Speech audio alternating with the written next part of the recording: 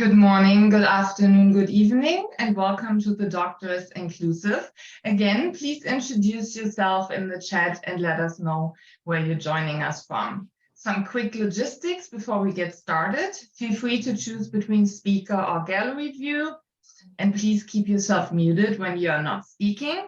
I will mute yourself shortly. And it is my pleasure to introduce Nancy Davis, Chief Creative Officer and Executive Director of the Global Wellness Summit and Institute, who will present today's program featuring Dr. Nicola Finley and our special guest, Aron O'Dowd. Nancy, good morning. Over to you. Thanks, Jessie. And it's really early morning where you are, so thank you so much for running the show. Hello, everyone. The Doctor is Inclusive series was born of our collective desire to educate ourselves about the challenges facing underserved communities with respect to health and wellness, and to also learn what we as a passionate, committed global industry can do to lead change. No one leads that change better than Nicola Finley. Nicola is a physician, board certified in internal medicine, fellowship trained in integrative medicine, and she runs a boutique consulting business which focuses on health disparities, employee wellness, and women's health. Nicola uses the language of respect to talk about some of the most challenging topics of our time. She serves on the advisory board of the Global Wellness Summit, and we are thrilled that she leads this virtual series for us. Nicola will introduce her very special guest in just a moment. I will just say that this doctor is most certainly inclusive. Please welcome Nicola Finley. Thank you, Nancy. I'm gonna mute everyone quickly, so maybe you have to unmute yourself. Give me a sec. No problem. Thank you, Jessie. Well, thank you, Jessie and Susie and Nancy and the Global Wellness team. This is a passion of all of ours to democratize wellness. And so as a team, we put this together. Let me share my screen so we can get started. And I am thrilled you all are here. Okay. Today's topic is adaptive wellness, vision impairment and wellness. My special guest today, our special guest today is Aron O'Dowd. I'll let you know a little bit about him in a minute. First, I'd like to share what we'll do today. I will introduce our special guest. I'll do a brief presentation, and then Aron O'Dowd is going to have a great discussion with us. We'll learn from him. I think we'll be inspired by him. And then I'd love the audience to share stories, can ask questions, and then we'll continue the discussion with Aron. The next webinar will be August 23rd of this year at 10 a.m. Eastern Time. Let me go ahead and introduce our special guests. And I'm not at home, so I apologize. Oh, here we go. Okay, great. Aron O'Dowd, his picture is on the screen. You can see his name, his email, Twitter, Facebook, and LinkedIn contact information. He is a high performance athlete, Reiki practitioner, a holistic massage therapist who is also vision impaired. He used to host a podcast called Partially Excited. At a young age, Aron became vision impaired, and this has not held him back. Instead, he embraces the mindset of adapting and overcoming obstacles. He discovered rowing and won the British Indoor Rowing Championship in his very first race. In fact, he broke the world record and held the record for 8 years. Now, he is on a new challenge as a triathlete. In addition to his athletic accomplishments, his curiosity led him to holistic modalities. He became qualified in Reiki and holistic massage therapy. He loves life and has many hobbies. He lives in both Ireland and Spain. Aron, welcome. You are an elite athlete who is vision impaired. Share your story with us as an overview before we take a deep dive into your inspiring story. Aron, Nicola, could you stop sharing your screen though so we can see? I would be happy to. Thank you very much. Of course. Did it stop? I think I did. I'm sorry. Did it stop sharing, Nancy? All good. And Aron, you are unmuted, so you can just go ahead and talk. Cool. So I'll give you the bite-sized synopsis of who I am, what I am. I have a visual impairment called retina pigmentosa. I've had it from the age of 7, and it also is a hereditary gene called Bardet-Biedl syndrome, which affects 100% of my body, but the majority is my vision.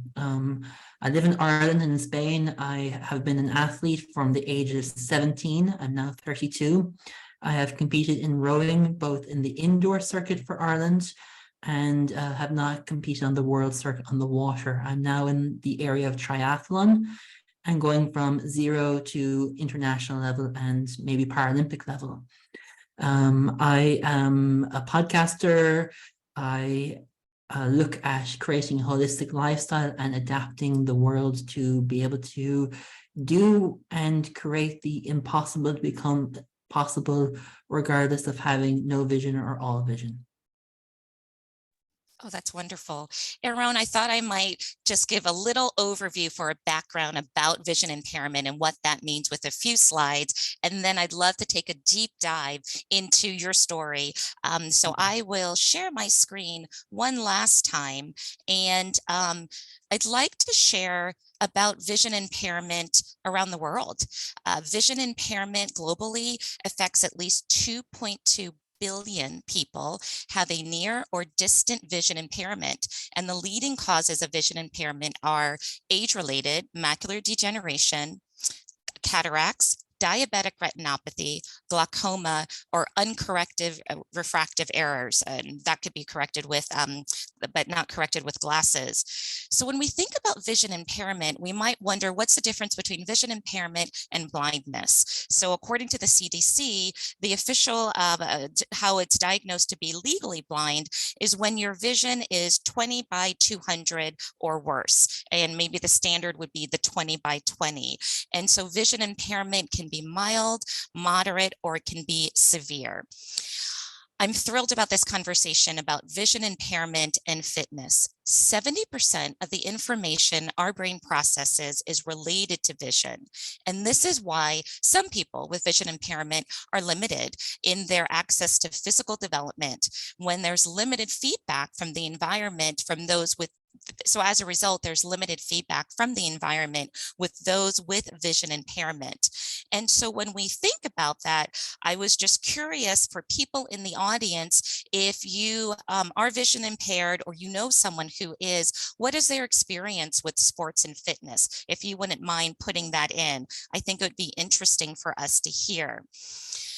What this research shows is vision impairment has also been shown to be associated with spending less time with moderate and vigorous physical activity in the range to 26 to 48% of those compared with sighted individuals.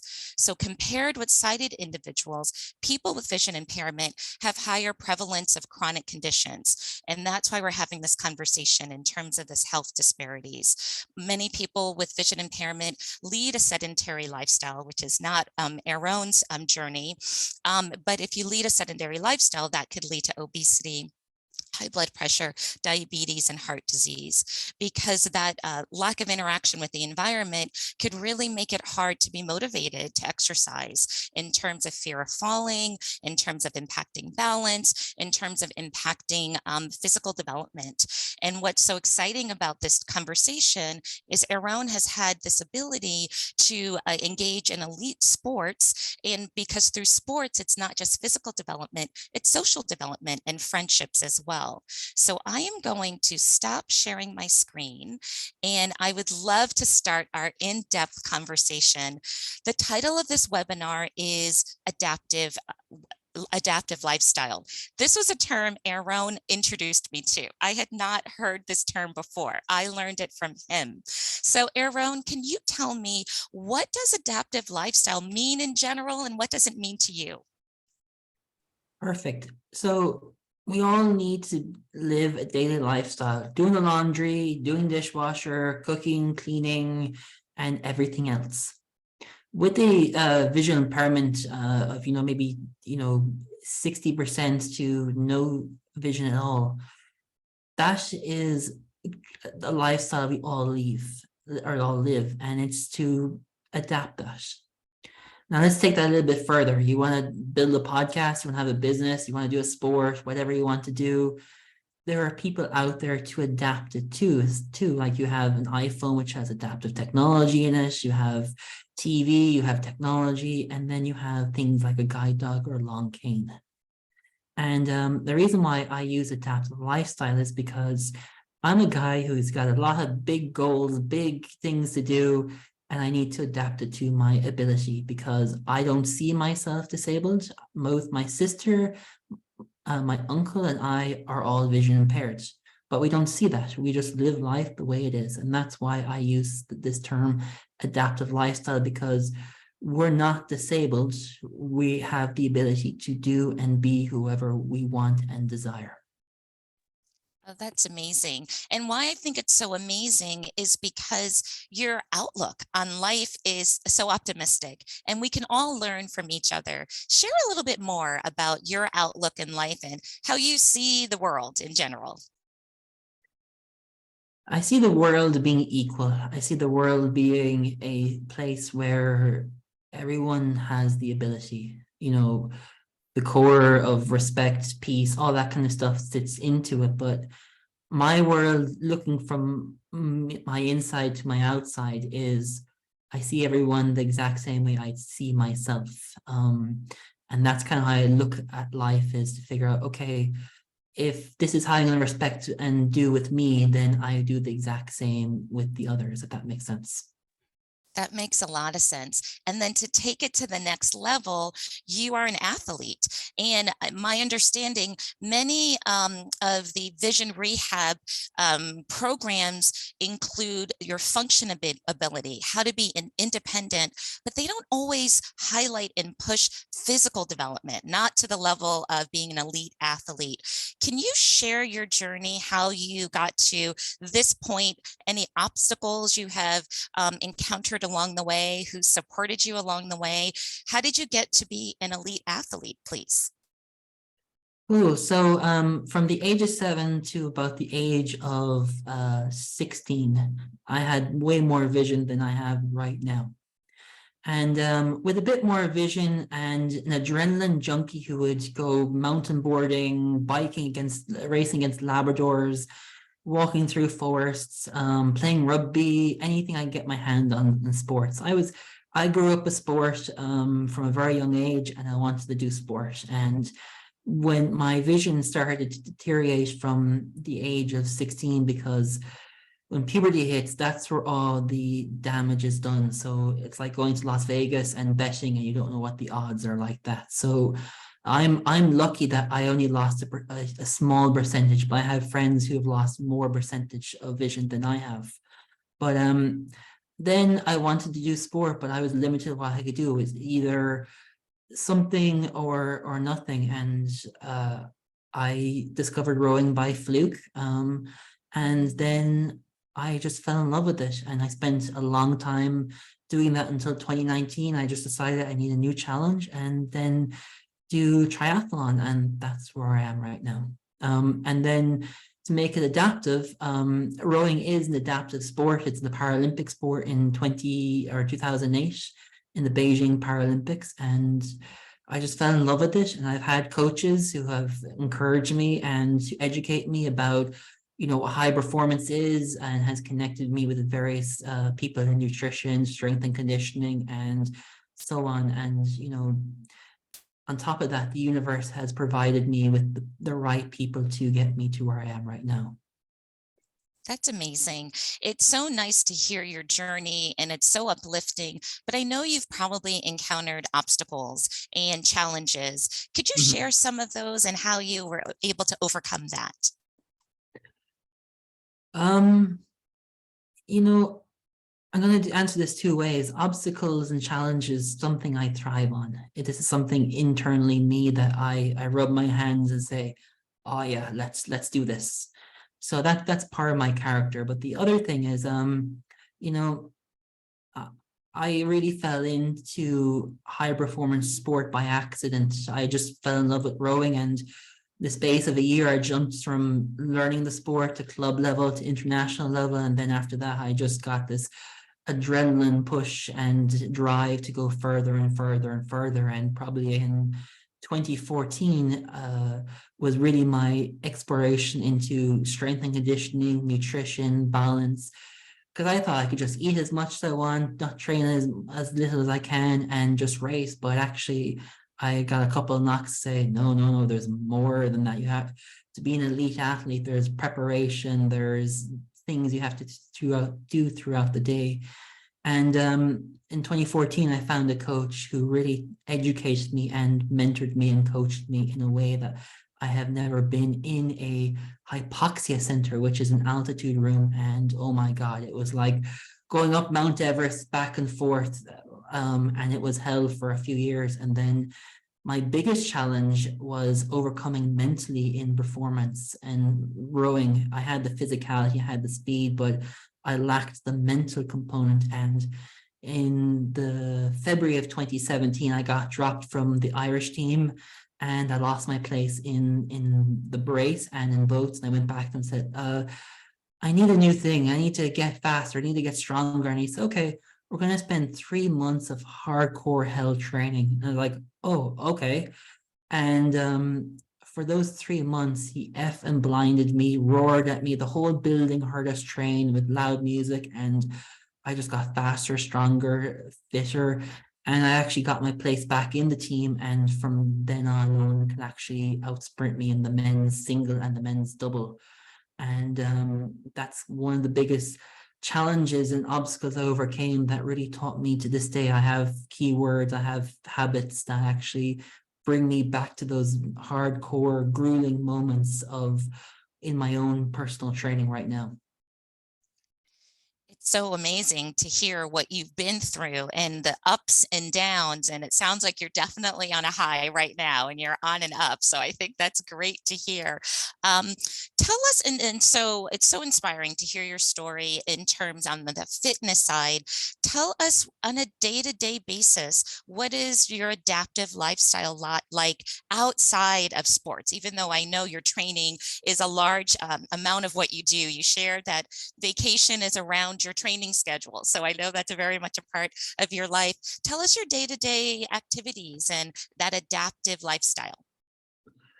So I use Apple products to use my phone, iPad, and laptop because when Steve Jobs was still alive, he did something smart. He integrated text-to-speech, magnification, and other accessibility features into the Apple devices. And interesting enough, a lot of the blind community uses an iPhone or Android, but the majority be maybe 60-40 iPhone and Apple devices. So I use it to set my alarm. I wake up at 6:30. I meditate for an hour and a half with a meditation called Kriya Yoga, which I discovered in 2010 and during my high school years. And I still do this meditation to that day. Then I get up, I have breakfast, and that breakfast is modified depending on my sessions. If it's a grueling need for speed session, it's a high carb. If it's a swim, easy go, and it's a low carb. So I have designed a strategy and a process around food. And then I watch a bit of YouTube, I do a bit of training, and then once 1 o'clock hits, I start getting into my day, learning, exploring, and figuring out. Then I've the Monday things: laundry, dishwasher, cooking, and once tea time comes, I'm either on calls in different network meetings, and then I just chill and meditate before going to bed. And that's kind of my adaptive lifestyle, if that makes sense.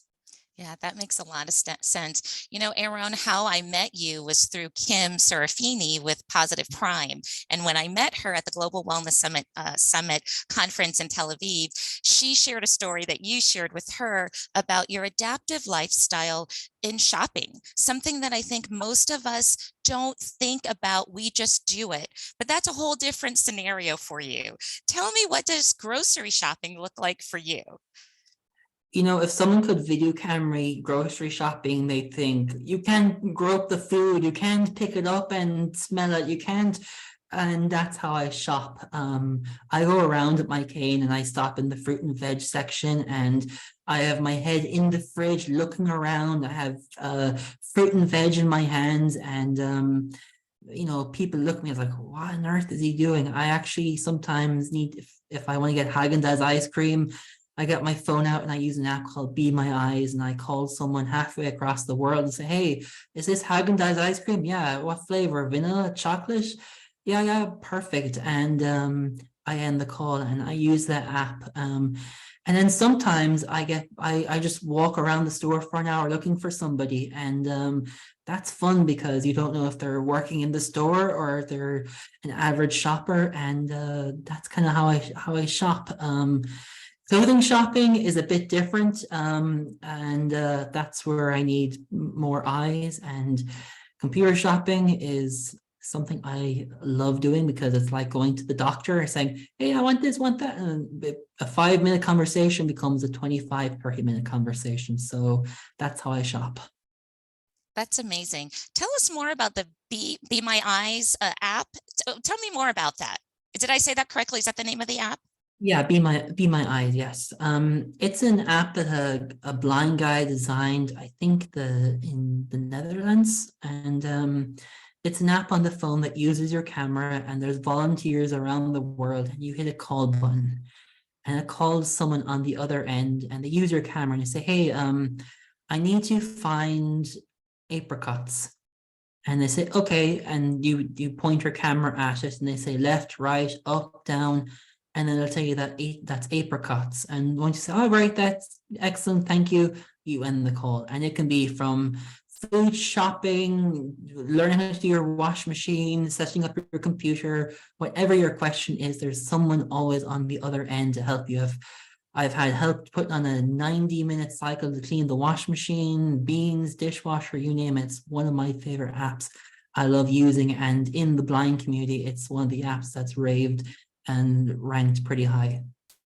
And what's the cost of the app? It's free. That's what's so amazing. That's just amazing. You know, you're speaking to an audience of holistic wellness providers as well as business owners, and you've been a guest at spas and wellness resorts. Can you share your thoughts about accessibility, because we want equity? What should we know about? What can we learn from you that you would want the wellness community to be aware of for the vision impaired community? The first thing I have noticed is Braille. Braille is a language that isn't used that often in the world. And it's a language using dots, and those dots represent words, language, sentences, numbers, etc. So that's the first thing. I would love to have more Braille. I'm not a Braille user, but it's something that is not used that much. And then, you know, I've got lost in hotels, I've got lost in spas, and you know, it would be cool if there was a better layout or something that could map out, where someone could map you the and I say map is everything I do is mapped in my head, like 10 steps to the left, there's the bathroom, 10 steps to the right, there's my bedroom, there's the phone. So little things like that, you know, asking, do they need help?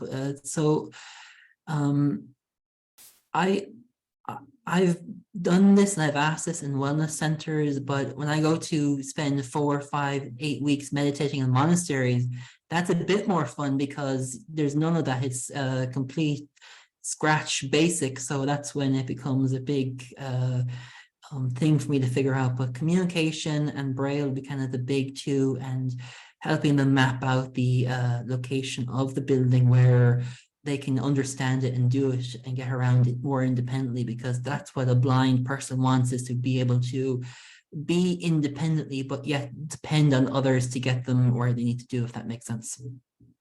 Yeah, that does make sense. I hear that we all want to be independent and leading our lives in what we do, and just have the support of others so we can do what we'd like to do and be the best we can be. That makes a lot of sense. I want to pause and give the audience an opportunity to ask you questions, if you don't mind, and to share any stories that anyone might have.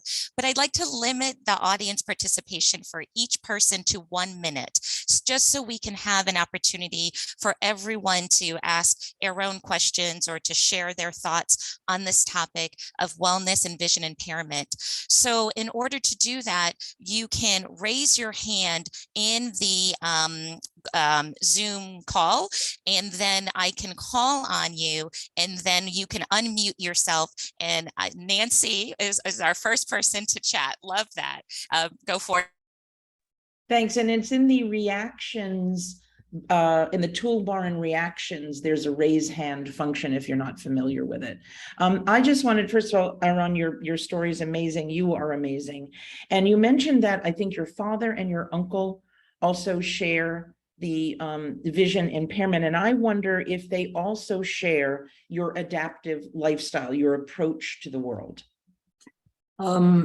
Yes, my sister and I, yes. My uncle is a little bit different because he's older than us. And the reason why is because in my generation, there's more accessibility. In his generation, there wasn't. It was still trying to figure out what visual impairment is.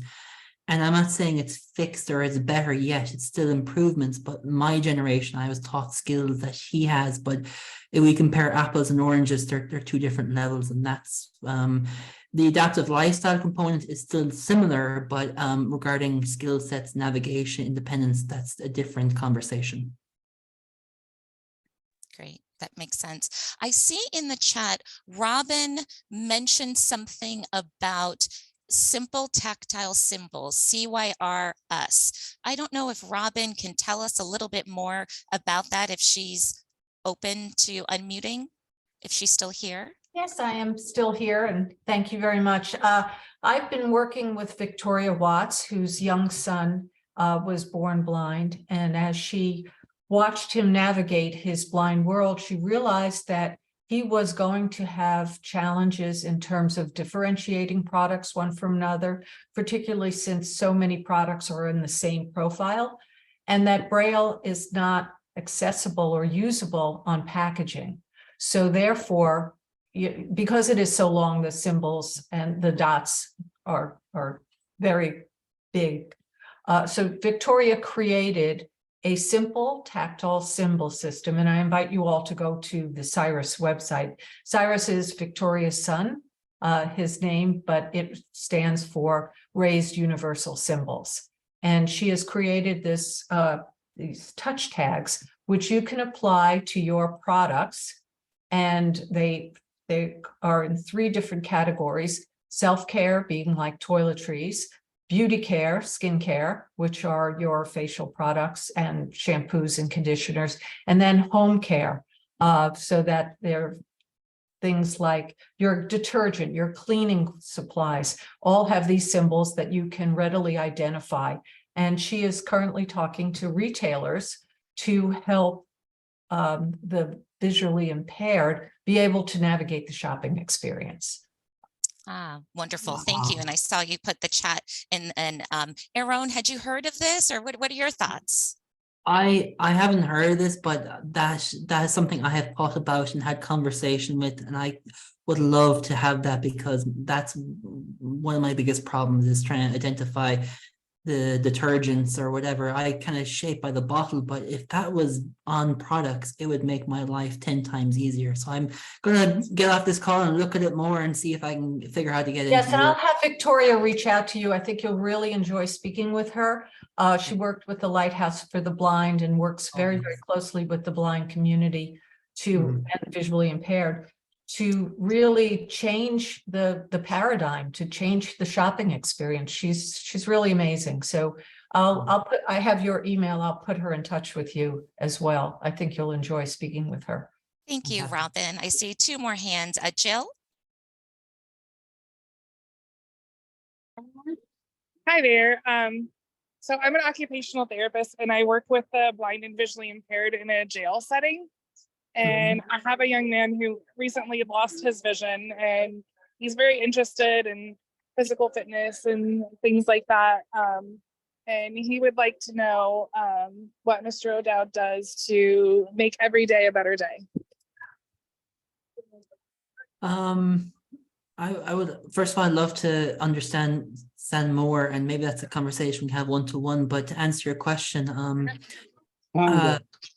it's about yoga. You know, yoga is the first thing I always recommend, because blind and vision impaired is people who have it are very rimrod or stiff in their movements. That's the first thing I recommend, is a yoga called yin yoga. You can go into YouTube and it's very auditory. I love using it. I recommend it.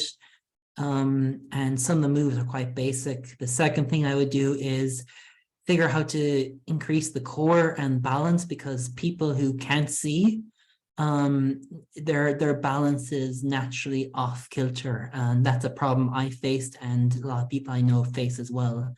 And the third thing is I would need to know more to figure out a better way, but they'd be the kind of the 3 ways. You know, daily movement, using hands, yoga, making shapes, and just having fun. So I don't know if that answers the question, but that's what I recommend for anyone starting off with the visual impairments. That sounds like great advice. Jill, did you have a follow-up question for him? He said having fun was the best advice he's heard. I think for all of us, that's great advice. So I love that. Erica, you have your hand raised. Thank you, Aron. It has been fantastic to listen to you. I went blind in one eye 2 years ago. I think this eye is 2500. And so I learned to walk again, and I can drive. This is not considered a disability where I live in the state of California. My struggle is very much depth perception. Like if my daughter throws the ball to me, I can't see where the ball is. In regards to me, and I have to say, exercise and athleticism is something I have. It is the one frontier I have not conquered since this happened to me. And so that was just very inspiring that your whole life is around this, because of course I had balance issues looking at the computer. Is there anything, are there any, and maybe this is more of a one-on-one conversation, but are there any tools you use when, it's really everything, but when dealing with other objects or in the sports arena, how you have compensated when there's movement? Because what will happen to me is I'll neurologically get wonked out if something moves in my peripheral vision and I'm staying still. It takes me a minute then to recalibrate. Do you have any tips on how to handle other things? Does that make sense? It makes complete sense. So I can see out of the corners of my eyes and directly, but what I try to do is I try to work near a mirror. So if I turn that way, I have better vision. So I've adapted my vision to my movement. But to answer your question, it's simply as, you know, if you're looking to do balance, hold a wall, you know, we forget the simple things, or hold on to a banister, or I don't know what your environment is like, so I can't really go into more depth. But what I used to work with a very good coach, and he would teach me the movements in a way that I would remember. And even to this day, I know if I do a deadlift movement to weights, I go near the mirror and I kind of shape my body into like a bird shape, like a hawk. And that's how I know I'm doing the position right. So there are movements and images. So I try to make it a mental picture in my head, so I know, and I do 100,000s of times to implant it into my memory. But I don't know if that answered your question. Yes, thank you. You know what, thank you for your question, Erica. I'm going to go back to Jill in a minute. What I'm hearing is you have such great support, Aron. How did you find your coaches? How did you find this wonderful team of support around you? By fluke, and I say by fluke means the universe brought me to them. I meditate. I've been meditating since 2010, and I usually ask, I need a new coach. I need this. I need that. And the universe says, okay, I'll get ready and I'll do that for you.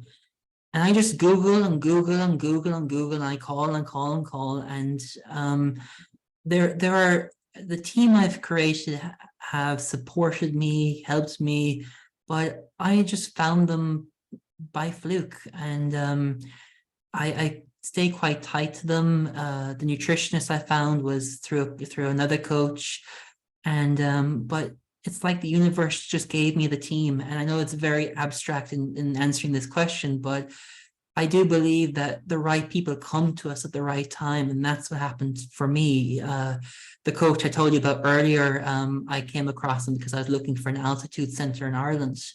The nutritionist I found was I had to lose 10 kilos, about 20 pounds. So a lot of the challenges I came up with, the universe, okay, we know you can overcome it, but here are the people and here's the team, how we can figure out. And to this day, I go back to those people with questions or need help, and they're happy to help. Got it. Jill put in the chat that her patient would love to ask you a few more questions. Jill? So me? Yep. Well, first, I think it's great what you're doing. It's definitely a motivation. Through my occupational therapist, I've learned to become very independent, and it's great. And I have the ideology that when I get out, there's not too many things that's going to stop me from achieving goals and helping other people, which is what I want to accomplish. But I find that my most consistent problem is being too independent or not allowing people to help me. So how did you get through that? Discerning what you can do on your own and what is okay to let other people do for you. I laughed a little bit because that's a similar challenge I have on and off myself. I want to be as independent as possible, but I crash and burn and I need to depend on people. So I have this challenge myself, and I need to recognize that, hey, I need help. That's the first thing, because I'll go off and I'll say, I can do this, I can do this, I can do this, and I crash and burn. And even to this summit today, I have to ask my dad, hey, can you spend 5 minutes getting the camera right, the microphone? And he did it for me. So, but my point is that if you've people around you that you trust and they can help you, ask, because the big thing is to ask, because if we don't ask, including myself, we won't get the answer. And I think that, with visual impairment, it's more about leaning on others, virtually on Zoom or in the physical form, that you can really trust and they have your back, because sometimes people can take advantage of you. And I've had experience of that in the past. But I think that's the only way to overcome it, if that makes sense. It does. Jill, does your patient have another question? Do you have another question, sir, for Aron? Not really a question. You see, do they know I'm in prison or no? Yeah. All right. Well, yeah, I'm in prison currently, and I get out fairly soon. And I think that everyone who is visually impaired has to more or less deal with it in their own way. Like when I get out to society, there's going to be a lot more things to deal with than there are in here. So how did he overcome things that were immediate anxieties or immediate other stimuli that it's just a part of living life? So the world is challenging out there. I'm gonna say that as bluntly as I can. I get that. I don't know if you are a cane user, a guide dog user. And this is why I say a one-to-one conversation would be better, because I can get more into understanding your situation, of what your skill sets, what you have already, because something like a long cane will help you get around. I have lived in America, and I know how frustrating it can be to simply cross the road. In Europe, we have an auditory beeper that allows me to hear that I'm able to cross the road. When it's the green man, it beeps, beeps, beeps, beeps, and then when it's red, it doesn't beep. So things like that help me cross the road, and that's a small example of how I navigate things. Like the bump-ons on the footpath know that I'm coming to a crossing. You know, I have bump-ons in my cooker to tell me that it's, you know, number 6 top heat, number 5. There's talking microwaves. There's a number of things to help adapt the daily lifestyle. And you know, someone like a care worker, but sometimes the care workers, I'm not dissing them. They do the job that they can do, but sometimes you need family or someone else that can give you things that they may not have or do. But I really feel that it'd be a conversation one-to-one to understand more and adapt it to you, because I don't know what your skill, when I say skills, what independent skills you have, and that's something that varies from one vision impaired or blind person to another. That makes sense. Any other questions for Aron before I ask a few more questions? Anyone else want to raise their hand? Well, yes, I just saw something in the chat. You're very inspiring. How do you extend the concept of adaptive to the environment around you? What are some priorities in terms of your adaptive lifestyle? So every morning I'm plan what I'm going to do, because I can't jump out of bed and do something spontaneously. And I say spontaneously means like move to another country and, you know, set up a house and go to the shop, because I can do that, but that requires mapping lots and lots of things that, you know, people who are sighted, and I'm not discarding the sighted people, but people who have sight don't think that, oh, he can't see, so it's going to take him quicker. I may look like I can see, and you can maybe see on the camera, but in my daily life, I have to plan it, because, you know, it takes me longer to do something than someone fully sighted would take them, you know, half the time. So that's a challenge and an obstacle I face every day, is designing what I want to do and make it into a routine where I can do it in my sleep with the things like bump-ons, text-to-speech, whatever I'm planning to do, because an adaptive lifestyle never stays still. It's always changing, you know, getting assistance on airplanes, you know, on transport, asking people for directions. So it's never similar. It's always adapting. You're adapting to the environment and the environment changes. So that makes a lot of sense. Yes. You're a global citizen. You've lived in Taiwan, in Spain, in America, in Ireland. And so at the Global Wellness Summit, we love that you have this global perspective. What are some of the similarities, some of the differences that you've experienced, your experience in those countries that maybe you could share with us?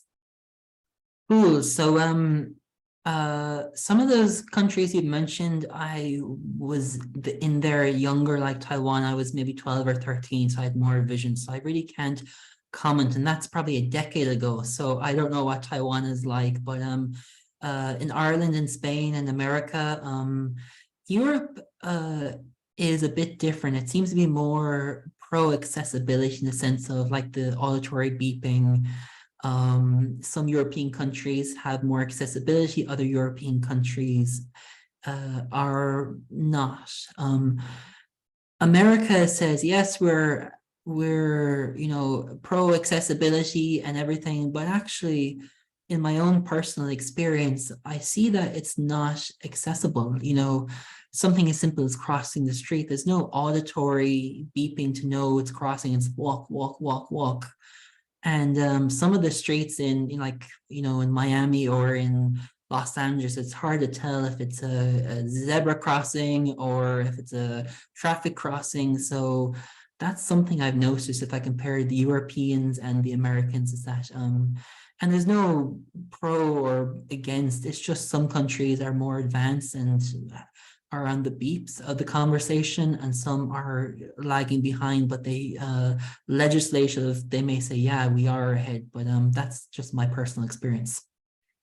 I hear what you're saying, and they're saying one thing, but yet they're not really achieving the goal that I know they might want to achieve in terms of being more inclusive for vision impairment.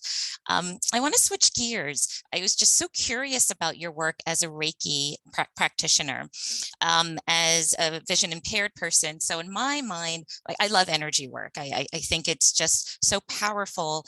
And so when I think about all of our senses, I wonder if you, being vision impaired, do you have heightened of your other senses heightened since you have less of the vision with the vision impairment, and does that play a role into your energy work as a Reiki practitioner? I just want to say one thing before I answer your question, is that we all have these abilities. We all can have heightened smell, heightened hearing, touch, feeling, energy, but it's like having apps on our phone. I have a higher sense of sensibility in my iPhone app collection because of my visual impairment. But if someone, wanted to go further, they can access that too. I just want to make that statement, because even though I may not be able to see, everyone's equal. It's just people are on different floors of the elevator of life. But in energy, yeah, I have this heightened sense of being able to smell, touch, hear, feel on a more deeper level. And it's pretty cool, and it can be pretty frustrating at the same time, kind of like everything else. And I discovered it when I had broken my record, and I was still in high school, and I ended up in a sticky situation. My mom said, hey, there's a Reiki practitioner down the road. And I gave it a try, and that got my introduction into holistic therapies and meditation. And to this day, I love using it, and the massage work and the meditation. And, we all are sensible beings, but I describe it as my spidey sense, and we all have it. I love that. And I think it's all within us. We just need to tap into it. I love your perspective. I know you had a podcast before, and I think you're building up a new podcast. Tell us what's next. Tell us what are you up to next? So I do a 4-year design, and then I take 6 weeks off meditating in either Austria or America. That's I do every that's my program. Regarding my sport, the big goal is to get to international level and Paralympic level. That's been my goal since the age of 17. I'm building a brand new podcast because I've been doing holistic podcasting, disabled podcasting, and I realized we all have a story of success, greatness, and we all go through obstacles and challenges, and at the end of the day, we become champions. And that's the podcast I'm building.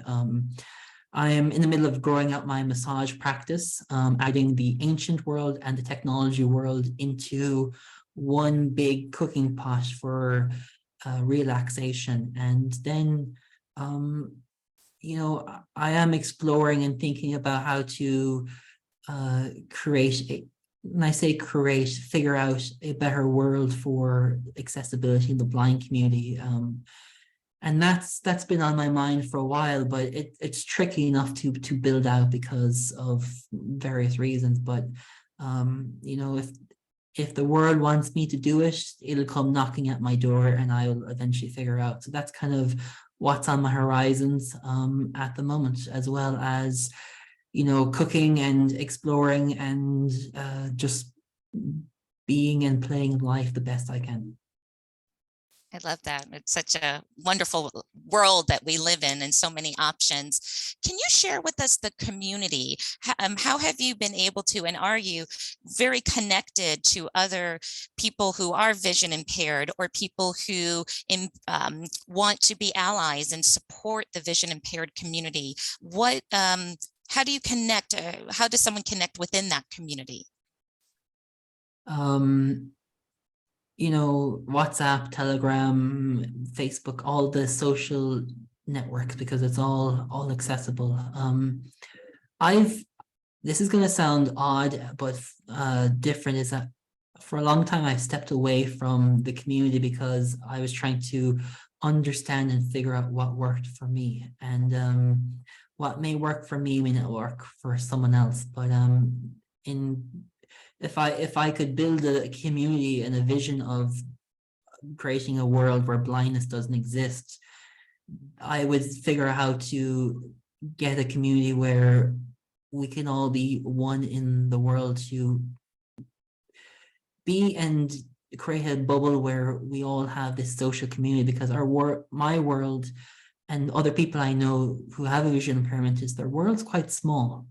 And I say their world's quite small is that they don't have a lot on, or they may have problems, or there's a lot of can'ts and maybes.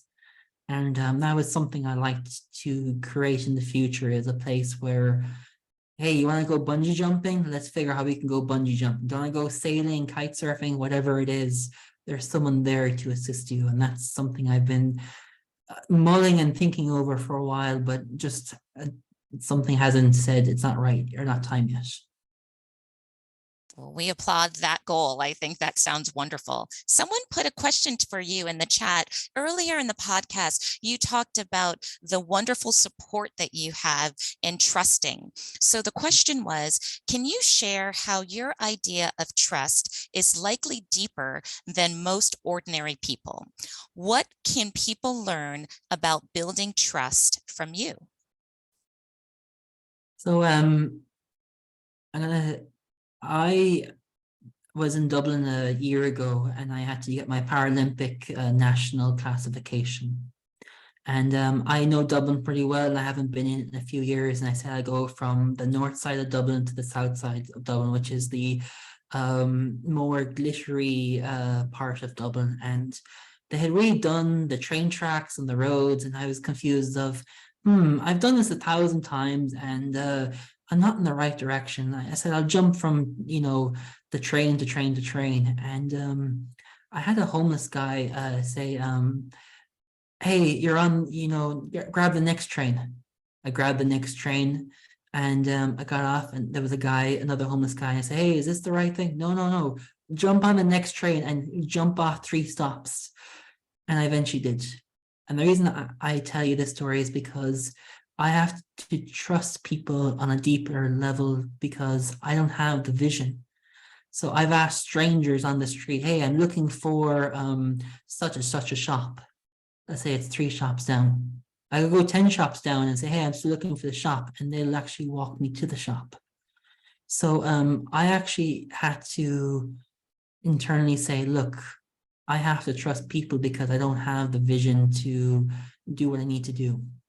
And I think I have developed this, but someone who doesn't trust, it's I think it's to do with vulnerability. I don't really have an answer to it because I haven't really explored it, but it's just innate at me where I just trust people because I want to achieve things, I want to do things, and in order to do that, I need to ask people either in a language I don't know or a language I do know, and people, I'd say 90% of the people out there are happy to help. That restores my faith in humanity. And that just really just goes to show that most people are good, right? And we should trust most people. So I know we need to wrap up. And Aron, I just wondered, in the last few minutes that we have, is there anything more that you wanted to share? It's just been so inspiring listening to you and really learning. I learned so much more about what it is like being vision impaired and what, as an ally, I can do. And what more can you share with us if there's anything else you'd like to share? Stick and stones don't break your bones. And I say that because I have hopped my head off walls, poles, telephone poles, and you develop a thick skull. There is one thing I would like to share, and that is, I'm a chef. I love cooking. I've broken a high-end Vitamax blender by accident. And I want to end on this story because it just shows you how funny it can be and how it can understand. So I love making smoothies, and I got this blender in a few months in. It was like fantastic. And I brought it back to my apartment, and I decided to make a smoothie, but I didn't see the cap. And it's like brilliant, running out the door, hit the smoothie, and the whole thing, the whole jug collapsed. This is a blender that you could throw your iPhone in and it could blend it into pieces. That's how powerful this blender is. And so I made the smoothie, and the whole jug cracked, and the smoothie fell all over the floor. And I was like, no, because I couldn't make smoothies. I had to call the Vitamax company and say, I need to return the machine because I broke the jug. I never say I was visually impaired. I just said I broke the jug. And I told my nutritionist the story the next week, and to this day, she still remembers this story. But my point is that, you know, we all face obstacles and challenges, regardless if you have full faculties or you're missing limbs, arms, legs, vision, can't hear, can't speak. The world is always looking to tell you and to understand you, because we all have the ability to do and be. And if I could roll back the clock and figure out a cure, I would, but I'm happy to have the deck of cards I have. And there is one last thing, is that people ask me, can you see this? Can you see that? And I would love to educate the sighted people about what it's like to be visually impaired or blind, because they may understand it, but they really don't understand it. And, you know, if you watch Scent of a Woman, Al Pacino really gets it close to what it acts like a blind person. And to get that done, I take my hat off to him. So that's kind of my last parting words. Wonderful last parting words. Thank you. I'm going to ask Jessie to wrap up, and so we can thank you, all of us as well. Thank you so much, Nicola. Thank you, Aron. It was a pleasure to listen to you and so inspiring. Thank you, Nancy, Susie, everyone for being here. Have a great rest of your day. And August 23rd, 10 a.m. is part 8. And we're excited to see who Nicola will invite then. And stay tuned. We'll send emails, share it. Have a great rest of your day, everyone. Jessie, could you please unmute everybody? Of course. Unmute everyone. Unmute. Yep. I think, yep, everyone is unmuted. I think we're all muted. We're all muted. You have to unmute yourself, but I think Susie wants everybody to be able to give a round of applause to Aron. So much, guys. It's been a pleasure. Yes. Unmute and Thank I'd like to you. do a round Thank of you. This was amazing. So Thank beautiful. you. Blessings. Thank you. Thank you. Thank you Aron. so Thank you much. so much, and Yeah. everyone will receive the recording Thanks. and Thank you. information about Aron, and then you'll be able to connect with him directly if you have additional questions. And when your podcast is launched, your new podcast, you let us know, and Yeah, we'll let let us know. our whole organization, we'll let everybody know. Fantastic. It was That's wonderful. That's great. Thank you. Thanks, everyone. Bye. Thank you. Blessings. Bye-bye. You. Woohoo.